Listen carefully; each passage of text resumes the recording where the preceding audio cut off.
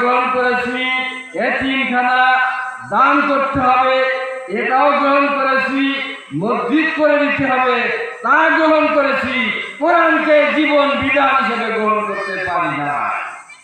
অতএব যারা কোরআনের দলভুক্ত হয় নাই, কোরআনকে জীবন বিধান হিসেবে গ্রহণ করতে পারে নাই, রমজান নয় শুধু যত রকম ইবাদত বন্দেগী আছে, ইবাদত বন্দেগী কালকে আমাদের মাঠ পর্যন্ত পৌঁছাবে না। উলাইকা হাবিতাত আমালুহুম, সমস্ত আমলগুলো বরবাদ হয়ে যাবে। অফিন নারিহুম খালিদুন, এবং চিরকাল জাহান্নামে যেতে হবে।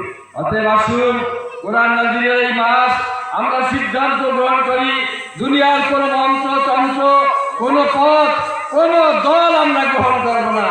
আমরা সব কিছু বিসর্জন করে কোরআনের দলভুক্ত হয়ে কোরআন যা বলে তাই জেনে বুঝে সেইভাবে জীবনযাপন করব।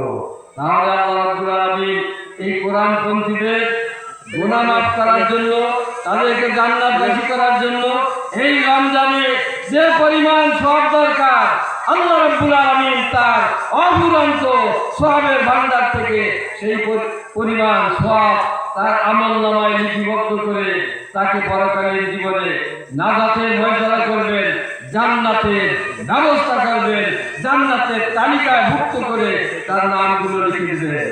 আর যদি কোরআনের দল আমরা পরিহার করি, সব কিছু বাতিল হয়ে যাবে। আসুন আমরা কোরআনের দলভুক্ত হয়ে যাই, এমন ভাবে দলভুক্ত হয়ে যাব কোন লোভ লালসা ভয় ভীতির কারণে কোরআনের দল থেকে আমরা বিচ্ছিন্ন হব না। বিজয়ী পাওয়ার আকাঙ্ক্ষায় কোরআনের দল ছেড়ে আমরা অন্য কোনো দলভুক্ত হব না। আল্লাহ রাব্বুল